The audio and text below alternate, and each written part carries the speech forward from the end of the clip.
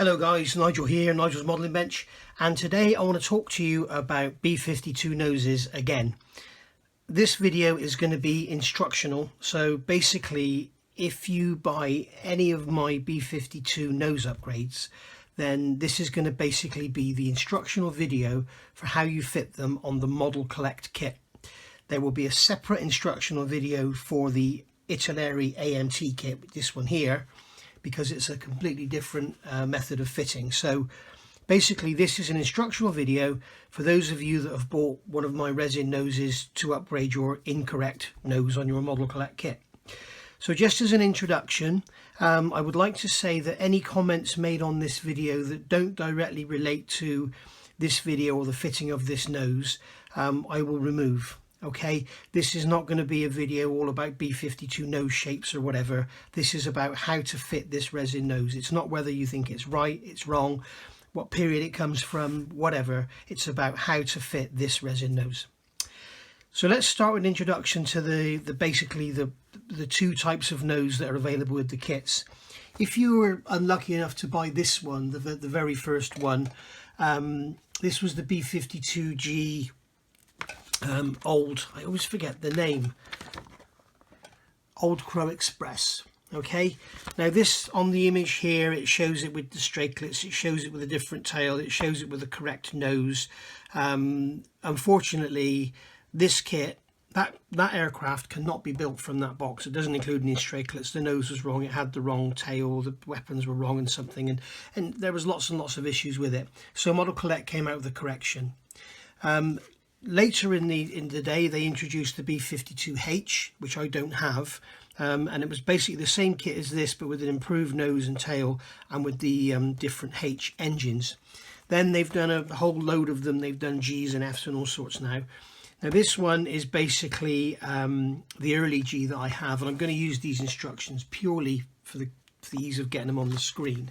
So you can see that the difference in these two straight away is you haven't got all the lumps and bumps around the nose. That was the first main difference with these two kits. So if you bought this one, this original G, this is the nose you got. Now ignore all my written on lines, but this is the nose you got with that model. And as you can see, it just looks awful. It's all out of shape. It's just wrong.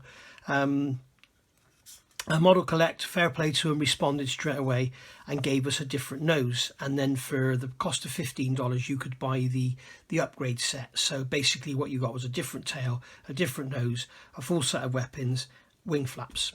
So and the $15 was apparently for postage, and I thought that was good of them, really good, and they sold out. And apparently they're about to start making them again. So if you have got that old kit and you do have this old nose, you can get the upgrade set. Or you can get one of my noses. Now, I will be making an upgraded nose for the GH Late. And here's the master here. Okay, and that's ready for making a mold when I get some more silicone. So basically, it's the same fit as the early. And the other benefit is, I've done with the design of this nose, if you wanted to convert this old nose, so you've got this old nose lying around, it's useless, it's no good to you at all, you could make a separate standalone nose art with it if you wanted to. And I've also made, as you can see here, I've made these resin windscreens. So what I'm going to do is put a magnet in the back of it and have it as a fridge magnet or something, and have it stuck on the front, but with a modified nose and a blacked out windscreen. So if you've got this old nose, we can cut off all the cameras and the pods and everything, cut this nose about, and this is the one I'm going to be using for this demonstration. And you can actually use this old nose, and for today's purposes, you could actually make an early G out of it. So this was the nose they made, and then when the correction set came out, this was the nose they gave us, which again, it looks better, but it's still off. Believe it or not, the length of this is correct. They've extended it and made it slimmer, but it's still not right. I mean, you can see the chine is way off. These pods are just way off, and they've got sink marks in them. The actual shape of the nose from above is way off, and it's just wrong from every angle. So I really don't like the look of this nose at all. I think I prefer the look of this one, to be honest, but they're both really wrong. And then if you get the earlier kits like this one here, you get this nose here. Now, as you can see, it has none of the pods or anything on it. It's got a flat spot on the top that you can see there where they've taken off the the EVS from the nose. You can see on there as well that EVS pod on the top is just awful compared to that one, which is the later one, but it's still off. So so basically, yeah, this is the G nose for the early kits. Again, the chines are missing. It's too fat here. I think you'll find it's about 5mm wider than mine. If we compare it to my upgraded nose, there we go. And the whole fuselage around this area here is all too fat as well, which is why I've made the nose so big, or so coming up so much high on the fuselage. But yeah, they haven't got any chines in there. You can see I've got the chines in here. So basically that's it. So if you've bought one of these, this is what you got. So you've got a nose there, which is on its little sprue. I've got a model collect badge there glued in with the M cut off. I don't know if you can see that. I've got the M cut off for copyright reasons, and basically what you can do with this is just snap it off, or just mark it round with a knife, snap it off, and then you've just got a very thin line you've just got to sand out. Now you're going to have to do some sanding on the plastic and resin to blend it all in anyway, so that's going to be no issue. The other thing I will say, you may find you'll have a tiny bubble here or both. It's due to the moulding. I have to mould it one way up, and sometimes bubbles are unavoidable. I've tried vacuum moulding it and it doesn't seem to work very well at all. So basically, if you have got a couple of tiny bubbles there, it doesn't really matter. You're going to be using filler anyway. And also note that I'm going to say this now, this line here, it's the only nose that has a line. These don't have a line on them, okay? This line here, if you're using the early G nose, this line here is too far back. Do not use that as your cut line. Cut in front of it and then sand it back to fit. Also, I'm not sure about this line here. I haven't tested it out yet, but because obviously I haven't cut this nose up. But I'm going to use this one for this example. So if you've got an early G, you want to convert it to a late, that you can get one of my late noses. If you've got a late and you want to convert it to an early, you can do this as well. Right, so let's have a look at what we're going to do. So the instruction manual, I'm going to try and keep the glare out if I can. So the instruction manual, if we follow it, it would have us build the cockpit with its roll seats, put all the console together and everything, build the lower cockpit, and then we've got the main flight deck and the base bud. So and then we'll have us put them into the fuselage halves, put the halves together, glue them in, everything lovely. One thing it's worth noting now, when they originally made the model to fit, they made the cockpit floor to fit this old nose, you can see that this one is narrower. So even if you're not using one of my noses, if you're just building this model out of the box, you need to remove some material from the front corners of the cockpit floor. You can take loads off, it doesn't matter, but just otherwise you find it won't fit in there. So basically we're not going to do that. What we're going to do is glue our fuselage halves together. Now when we glue them together, make sure we get our panel lines lined up, because it's quite obvious what I tell you now, but sometimes you won't get a perfect match here, but you'll get a perfect match on your panel lines. It's easier to sort that out there than to sort out your panel lines. So get your panel lines right, and also there's some mould lines here, and there's some mould lines around the bottom here we want to be taking care of, and then we're away. Inside here there are 4 ejector pin marks. You can see 2 on each side. Get rid of them, as I'll show you in the picture now, before you start. There's also a couple inside as well, so there's 4 per side. So you can look down in there, you can see I've got 2 down in here. And then also remember, you've got a part of the cockpit that goes in, where is it? Here, this part here, E16. Don't put that in yet, you can put that in afterwards, or if you want to put it in now you can, but you may as well put it in, you know, when you do all the painting and everything. So get your cockpit half glued together, and then your nose halves glued together, and then you're good to go, and leave them a good sort of 48 hours to go hard before you do any of this. And I would suggest doing that before you start doing any cutting. The next thing we need to do is modify the cockpit floor. Now you can see here what I've done. I've basically cut it down. I've made notes in this instruction manual here. So basically I've taken 8mm off the end, and then this here is 25mm wide. Basically where this console goes, there's 2 slots in the floor where that console sits in. If you just cut down to those slots, because basically this is going to sit inside the nose, and then you can easily, when it comes to fitting it, you can easily just push it in like so, and you can easily, if you want to, just pull it out. So you don't need to be assembling it into the cockpit halves first. You can build your cockpit up, paint it all beautifully and do whatever you're going to do with it. And then when you're finally ready to glue this onto the front of the fuselage, just slot that in like that. Job done. Okay, so glue the nose halves together, cut your cockpit floor, there it is again. Okay, 8mm off the end, 8mm off the end, 25mm wide, and this, I think I've written it down, is 28mm back. So yeah, basically from the front edge, mark a line 28mm back, 25mm wide, make the cut 8mm off the front, and it'll all fit in beautifully. Doesn't need to be perfect, doesn't need to be all neat and tidy, and you can, if you want, just glue the console in and then cut around the edges of that and just snap the plastic away. But basically 8mm off the end, 25mm wide. So basically the first thing we've got to do is remove all these lumps and bumps. We've got the cameras on the bottom and we've got these lumps and bumps on the side. So what I'm going to do, the tools I'm going to use, I've got a saw, a pencil, a rule, a knife, and some nice coarse flat sanding sticks. You need flat, it's no good using sponges, you don't want anything too fine, you don't want to spend forever sanding, you want to be getting on with it. So these are my chosen ones. These are quite worn out actually, I should replace them. This is a 100 grit and this is a 220 grit. We could also use in between the two, we've got a 150 here, and these are the Infinimodel Zebra sticks. If you're in the UK, they're available from Premium Hobbies, and if you use my code NMB10 you'll get 10% off.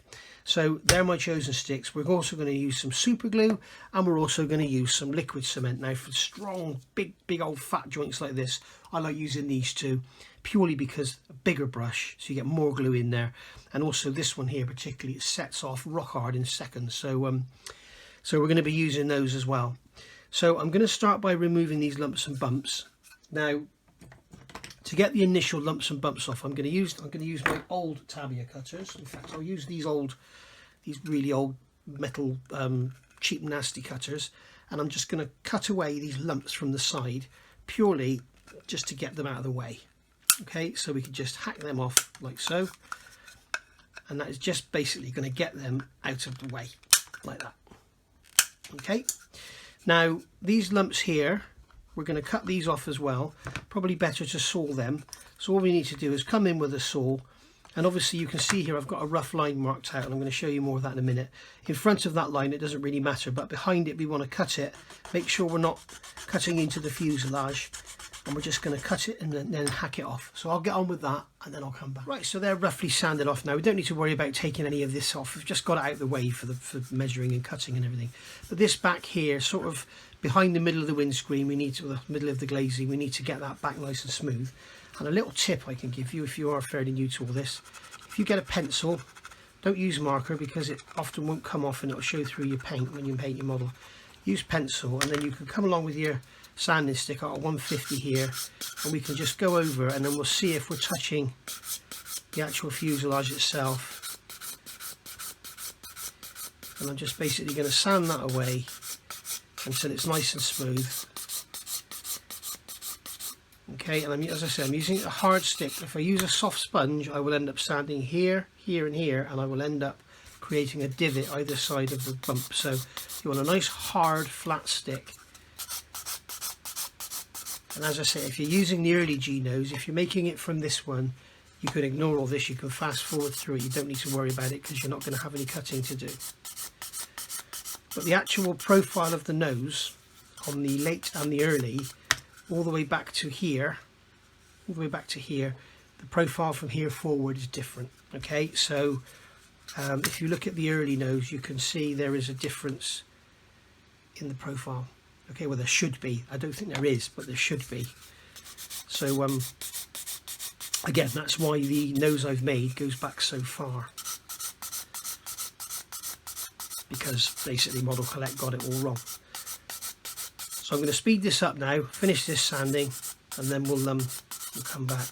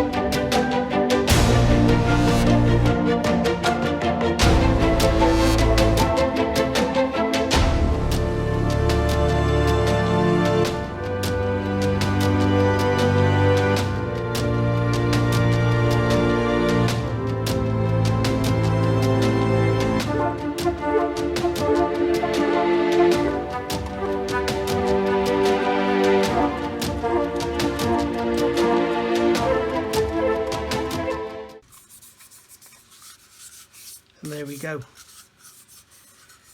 So there's our camera's gone, and we've now got a nose which is very similar to the early G nose in appearance. Okay, alright, so there we are. That's the scribing done now. Not quite easy to match the trenches that Model Collect gave you, but there's lines there anyway. So basically what we need to do now is make a cut. Now first of all, we're going to mark out, and we're going to measure 17 times and cut once. So basically, to fit this nose to any of these three noses, we need to use this line here, this panel line that runs behind the back of the window aperture, which is on all of them. This line here, okay, it's on all of the different noses, it's the same place, and we're going to mark a line 11 millimeters forward of that line. So we come along, 11 millimeters is too short, so basically it's going to leave us material to sand off. Okay, so we'll mark a line there, 11 millimeters. We can do the same here. Mark a line here, 11 millimeters, and then we can come and do the same here. Mark a line, 11 millimeters. Okay, so we've now got our line marked there. So the way you can do this now, you can find something the right height and go around and draw a parallel line, or you can use a piece of tape. So if I get some Tamiya 6mm tape, no, we'll use some Mr. Hobby 6mm tape because I've run out of Tamiya. So we'll just get a length of tape off the roll like this, and then we can stick it on there like that. Now you can see why I got these lumps and bumps out of the way first. Stick it on there like that, and then go up the other side. Give it a stretch, like so. And then we can just quickly go around with the rule and just check that we haven't come inside of our 11 millimeters. No, we're fine. Okay, so now we can use that tape as a guide to make the cut around there. Now the cut along here is along this scribed line here, this panel line that's moulded into the kit. And as I think I mentioned earlier, you'll see the only version of this model that has the radome line here marked out is on this model here, on the early G. They've actually got it defined here around the nose for the radome, which actually folds up. Now what's really strange is on the, if you look at the initial production, they've got these great trenches for your panel lines, but actually nothing at all to show where there actually was a separation line. So there was a separation line around about here, down here and along here, and then down. And you can see they've just ended that panel line there, that moulded in panel line. They've got nothing there, and that's the only place there is actually, there should be a line. The rest of it in 70-second scale would be pretty much invisible. So yeah, funny bit of a mess up there. So anyway, so basically we're going to make the cut down there and along there. Now, as I said, this line here is the only one that marked. I believe that line is too far back. I think it should be more like about here. Okay, because when you look at the windscreen, there's no meat left. There's, if you look at the real aircraft, there's actually, you know, I think that line needs to be about 1 millimeter forward of there. Initially, I'm going to mark a line on here, 30 millimeters as it goes along the edge. So I don't need to keep it square and everything. I'm just going to mark a line, 30 millimeters. In fact, I'm going to get rid of that other line that I've just put on there because that will confuse things. So I'm going to come along here with my rule, and I'm going to go 30 millimeters forward. Just make a line there, and then the same on the other side, 30 millimeters forward.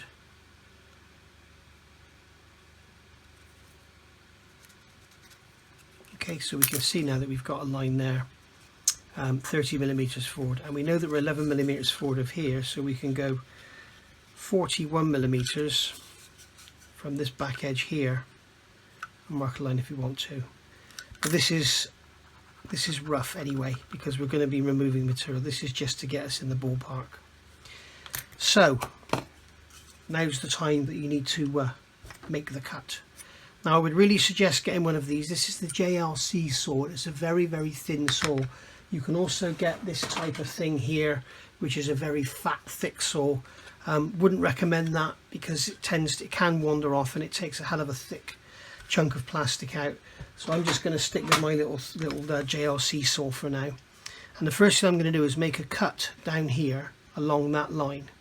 So it doesn't need to be dead square or perfect or anything, because as I say, it is just basically to get us in the ballpark.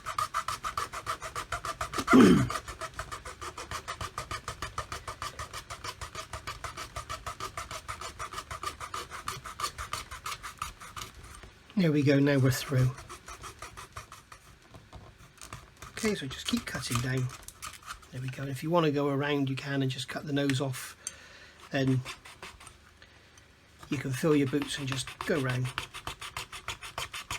and just cut away like this. And while I'm doing this, that leads me to one thing you might be thinking: why are you doing all this? Why don't you just sand the nose down? You can't. Basically, there isn't enough plastic. You'll end up going through the plastic to get the right shape. So you can't just, I tried it already because I was going to try and do a tutorial on that, much like my tutorial on how to fatten up the back of an AMT Italeri fuselage because it's too skinny. So there we go.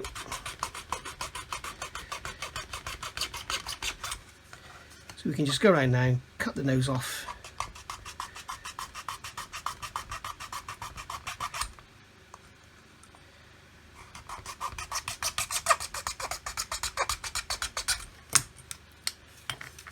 And there you go, gone. Okay, so there you are. There's your boneyard model there now. So now we need to make a more accurate cut, and we're going to concentrate on one thing I'm going to do here. I'm going to get a lump of blue tack and just level it out. It's gone a bit cooler in the UK now. It has been stupid to temperatures. This was like dough the other day. I'm just going to put that on the bench just to stop me rubbing away any of this detail on the top. So I'm going to make a start by cutting along the edge of the tape and just go just like one stroke across like so, and this is almost like scribing a line down here. And I'm going to be careful not to cut up here. I'm going to stay away from this upper area and then just make a line. Like I say, it's almost like you're scribing it. And if you do slip onto the tape, don't worry, because the 11mm gives you room to spare.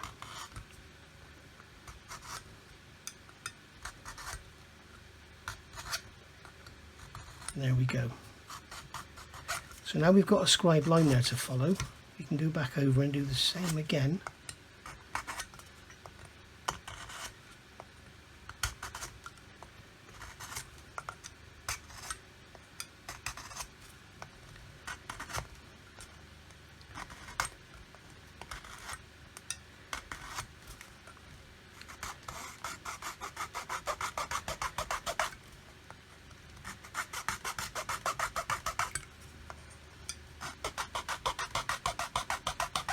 Some very thick plastic to deal with here, so we don't need to worry about it too much. Don't need to worry about anything breaking. Okay, and we're through there now. Like I say, it's much easier to do this with the parts assembled rather than doing it in two halves, particularly when it comes to the sanding part. Okay, so we're through there now. And as I say, I'm staying away from this top edge up here. Right, now we need to do is cut along this scribe line here. So the way I'm going to do that with this saw is just use it like a scriber and cut like that. Okay, and make sure we don't cut like this or like this. We make sure we keep the cut 90 degrees to the center line. Then we can always sand it afterwards.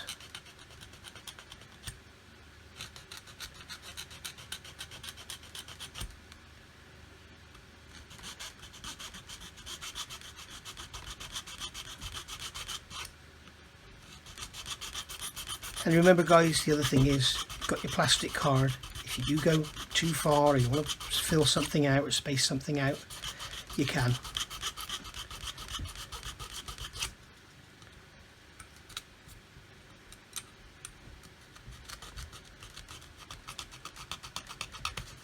There we go, we're through there now.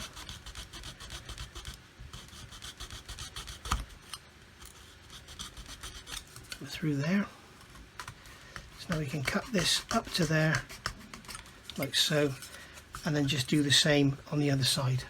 Right, so I've done through both sides now. Now, for getting into these corners, as you can see, this saw isn't much good because you can't get right into the corners. Something you can do is take the blade out and just put it in with one screw so the blade is sticking out, and then you can use it end on. But I've got these little RB ones here. They're quite bendy. It's just like a piece of stainless steel really, but they're ideal for getting into joints like this. And then you can just cut right up to the corner, just like so. And then we can go into here and just gently stroke the saw blade right into the corner until it all comes away.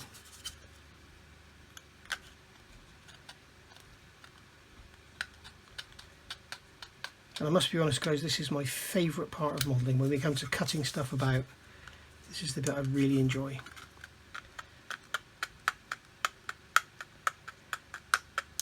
Okay, we need to be a bit gentle with it all because you've got this flimsy bit of cockpit left here.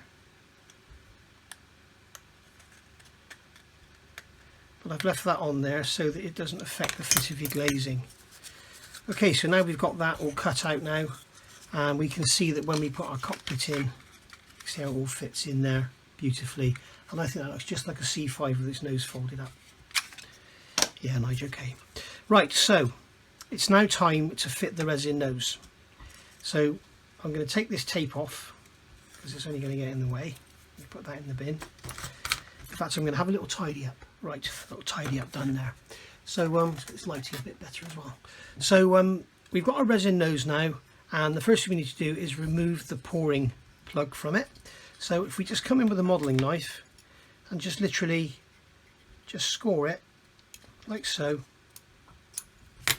and then you can snap it off. It's that simple, and that's all you're left with then. You've got no great big plugs to be sanding off or anything. So we've got that left like that now. Now we need to sand this off now. I'm going to cut it away with a knife because I don't want to be putting a mask on and try and talk to you at the same time. But you don't want to be sanding this stuff without a mask. It's got isocyanates in it, as have all resins, I believe. And you either want to be doing it wet or with a mask on. So I'm going to get the mask up, get this sanded, and then I'll come back to you when I've done it. Alright, so there we go, that's all done. You can see now the difference in this early G nose here and the supposed later G nose there. You can see that's that much wider, and you can see now how much wider it is here as well. It's a full I think it's 7mm wider at this point here than this one is. You can see the extra width. If I put them like that, you can see how much wider this one is in that point. So basically we've got our fuselage roughly cut now, so we can see that I've left lots of material on here. So basically if I hold that like that now and I measure the gap back to here, it's about 1.5mm. So if I mark a line on here about 1.5mm back, in fact I'll use the tape again for this, so I can take a piece of tape and then put this in place roughly 1.5mm back like that. Okay, and then I can cut to that, or sand to that line. So we'll take the 100 grit sander, and I'm holding this here. Now this is a good place to get your windscreen. I've made these resin windscreens to avoid scratching mine. If you put masking tape over your windscreen, you should be actually fine, absolutely fine. But we're just going to slot that in there, okay, and that's going to give it all some support. I can take a couple of pieces of tape. And the other thing I found with these models like windscreens, if you sand a little bit off the back of them, they fit a lot better up here. They tend to stick out a bit if you don't sand them. So we can take that in like that.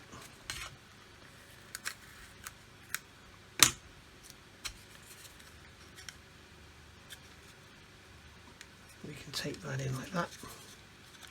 Okay, so that's in there now, and that's giving it all a bit of support. So come along now with the sanding stick, and we're just going to sand back to the tape.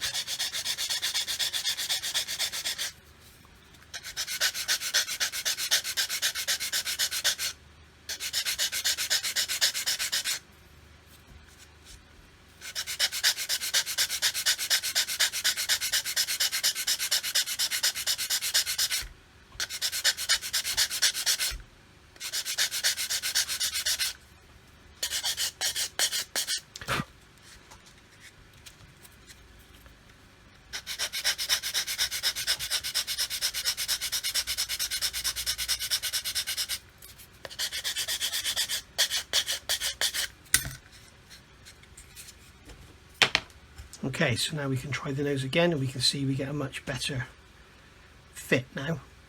So we can see here we've got a gap there where I haven't cut it quite straight, and basically there's our nose fitted. Now what we need to do now is make it fit. So I can see now I've got a gap here, so I can either leave that as it is and fill that gap, or I can just come along with this flat sanding stick. I can just basically square everything up like so. So we can see here I still haven't touched that bit where it's low. We can see now straight away, just with that little bit of sanding, it's fitting much better. Come along and sand on the bottom of here just to square it all up.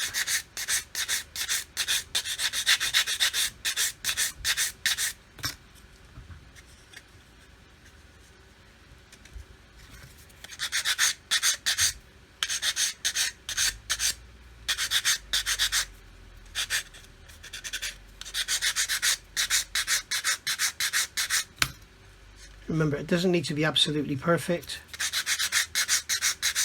because however good you do this, you're going to have to deal with the joints anyway. So there we go. Now that's in place like that, and you can see we've still got a gap there. I've got a very slight step, okay, where the nose is just slightly bigger than the fuselage. So I can sand back a little further.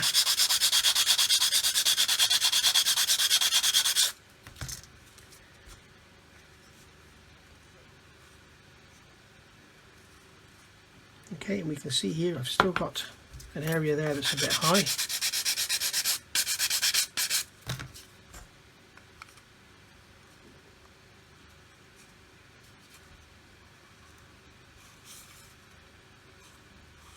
Okay, I'm just going to take a bit off the... Generally, if you sand in one direction like that rather than going like this, it tends to keep everything a bit more square.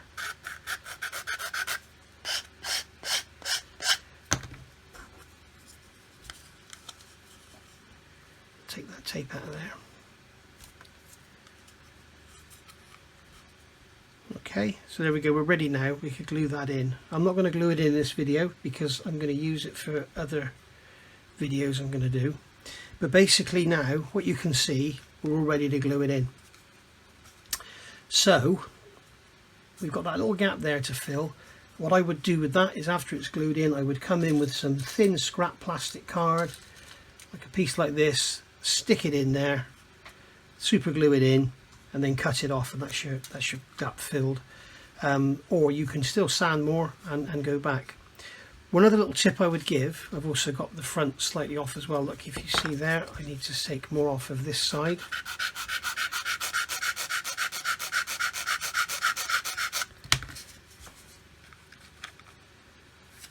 And I've broken that joint by the look of it, yes, so that's not good. So basically, we've got the...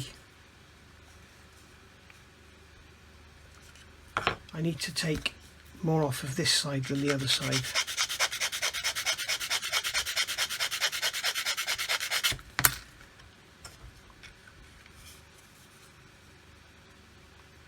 I'm just going to super glue this back together so that we can carry on. Okay, so there we go. I've got that glue back together now. I've used some extra thin quick setting, and I've put a little piece of plastic behind it just to give it a bit of support. So basically now you can see the nose is fitting on there. Lovely. We've still got this little gap here.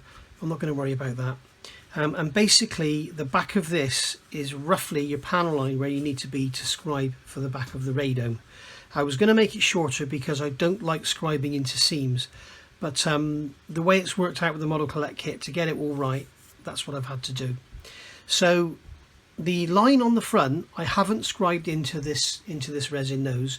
You can decide where you want it. I've got the line down the side, and I've got the nacre duct there, and I've got the chine in there, so you can decide where you want to put your line. Now I think the line is roughly where I've got the join here, either that or just behind. But some pictures you look at, it looks like there's a bit more meat on the front of the fuselage here. Some look like the radome is right up against it. I can't decide, so you decide and scribe that in after you've done all your filler work and everything. Now the other thing you'll notice here, because the nose is so fat on the Model Collect kit, you can see now we've got a load of plastic here to get rid of, which again is another reason why I came up so high. So basically what you need to do now is, after it's all glued in place, sand these down here, but check your references. What you'll notice is it's not just a radius, it's kind of, it comes along almost flat across the top and then goes down. The front of the fuselage is almost kind of that shape. It's not round, it's kind of that shape. So check your references. If you don't sand any resin away, your shape will be right. You can see I've done it on this one, sanded it away, and you can see how it kind of has a shoulder on it and then goes down. And you can also see here where the resin is slightly sticking out from the plastic. I've done that because the glazing is actually slightly sticking out as well, so it's easier to fill and blend there rather than have to try and make the glazing fit. So basically this is the same shape as the glazing, and the fuselage is slightly out. You can see there where the glazing, if I get it flush on one side, you can see how much it sticks out there. Okay, so remember, when we make resin parts, they actually shrink a little bit, so that is actually slightly smaller than the glazing. So there we go. So it's really that easy. Now either I'll edit it out or what, I don't know, but I said at the beginning I would use this for the fitting of all the different noses. I've just realised I'm going to have to make a separate video for fitting of the later noses, because obviously we're going to have a separate nose. We've got this section here, and then we'll have the end parts of the cameras to go on as well. So there you go. Now I do have a tip here. When you glue this on, obviously you're going to have to use super glue or epoxy or something, and the only area of assembly glue you're going to have is here, okay, and along here obviously. So what I would suggest, as I've done with this one, take some plastic card and, using a hot weld action glue, put in, so you can see I went a bit too far with the sanding on this one, put in some plastic card and glue it in with some hot weld action glue, so you've got this large area.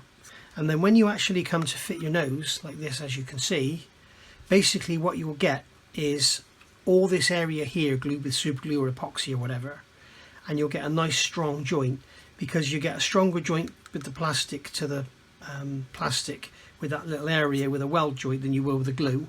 And then when you actually come to fit this on, as I say, you've got all that area there.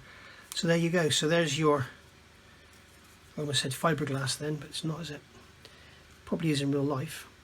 But there is your resin nose for your Early G. Now if you're an ARC follower, there's been a comment on there from Harold, thank you, basically saying it looks wrong. It's because the picture that's on there is taken like that, and when you actually look at it from certain angles, it doesn't look right. But I think you'll agree that when you look at this one, I'll give you all the different angles, I think you'll find it looks absolutely fine. Okay, so I think the main thing is not to get it too far back, and don't ignore this panel line on here, ignore that line. Okay, on the later noses you have these here finish, and I think they finish far too far back. But basically we've ended up with roughly 10.5 millimeters from that panel line going forward. Okay, I remember our initial cut was 11 millimeters. Now it's just under 11, but this one is like, this one's about 10.5. So also you have a panel line on here. This one here I'll mark it with a pencil. That line there is about where you're going back to, which is the end of the radome. So you can sand a bit more off of there if you want to. You can still see we've just got a witness of that panel line there. So we can take some more off of there if we want to. And then we'll get our nose and try it on again. You can see whatever we do, we end up with this gap here. That's obviously the way I'm sanding. But there you go. And now you have to do some sanding and filling work or whatever around these joints anyway. So there we go. Okay, and remember, the further back you go, you end up with a step here. So be careful. And if you want to make it go up a bit further, you can take some resin off of there or whatever. But I've made this part with the minimum of sanding and cutting. Just have to remove that, which is nothing. Okay, so there we are. Job done. And there's your Nigel's modelling bench resin conversion nose for an early GB52, and now I've shown you how to fit it. And as I said at the beginning, this video is purely, I'm using my channel as an instructional tool to make the instructions on how to fit this nose. So any comments down below that don't relate directly to the fitting of this nose will be deleted. Any quite sensible questions about, you know, or anybody that's got one, I've done this, and this is wrong, and this is wrong, I will answer them, but anything else will just get deleted. Okay, thanks for watching, guys. I'll see you all later with a proper modelling video.